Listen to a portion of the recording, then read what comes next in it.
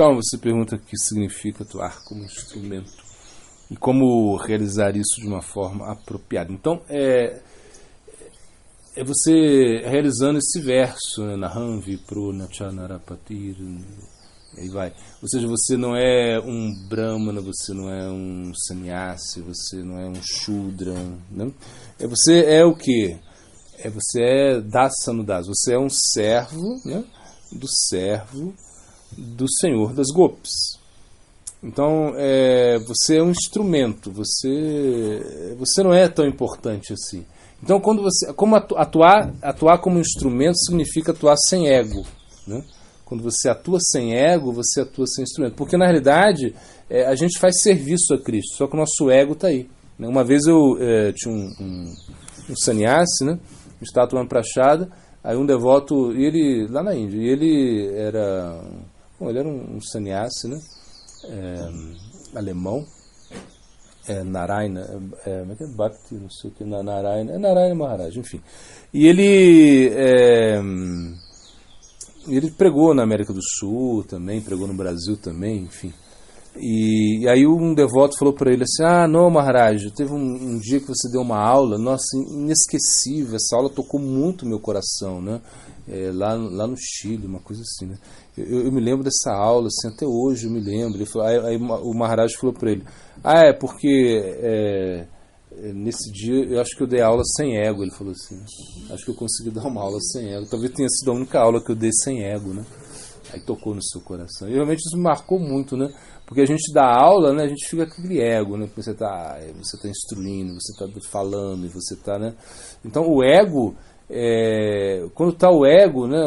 Você não consegue ser instrumento de serviço. Você pode até fazer as coisas materialmente, né? Fisicamente, você vai lá, adora a deidade, fisicamente você limpa, você organiza, você distribui serviços, né?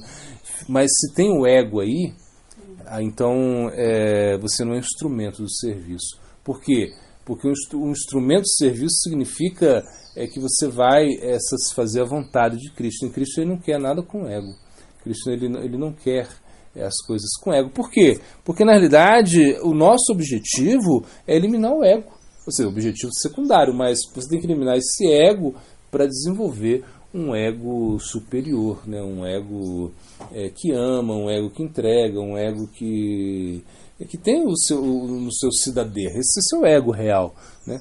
Então agora a gente ainda que a gente tenha o nosso sadhakadeha, ainda que a gente tenha, né, essa capacidade de praticar a vida espiritual, de cantar muito, de fazer decadas, de fazer muitas coisas, né? Se a gente tem o ego ele faz com que nós não sejamos, né, como instrumentos, né, do amor de Krishna.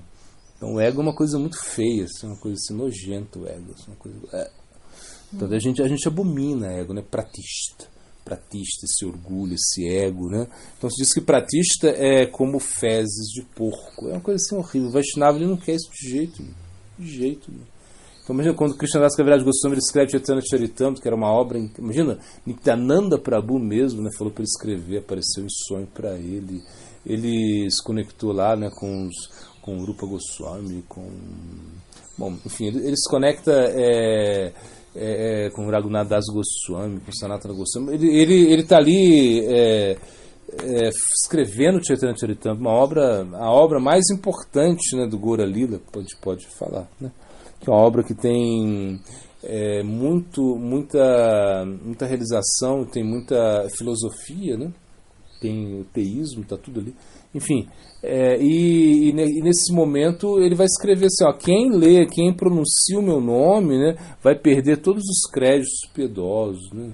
Se você pronuncia o meu nome, então você não tem que pronunciar o meu nome, né? Ele falou, eu sou mais baixo, né?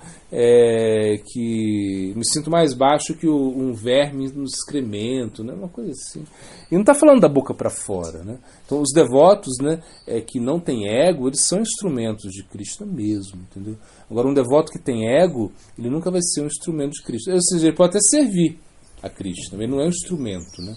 O instrumento significa que Krishna se manifesta através dele, né? E quando Krishna se manifesta através dele, aí você consegue realmente se estabelecer como instrumento. Então, o segredo é esse, é fazer as coisas sem ego.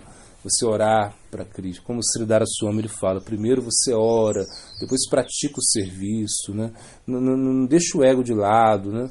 E a gente é assim, a gente quer fazer o serviço e muitas vezes a gente passa por cima das pessoas, passa por cima de sentimentos, a gente com a nossa raiva, com a nossa luxúria, a gente quer estabelecer algo, né? Porque a gente bota o ego. Aí quantas vezes você bota o ego aí, Krishna já não aceita isso, ele não vai aceitar nada que tenha ego, né? Então por isso tem que ser assim, tem que ser sem ego para ser instrumento mesmo do serviço, né?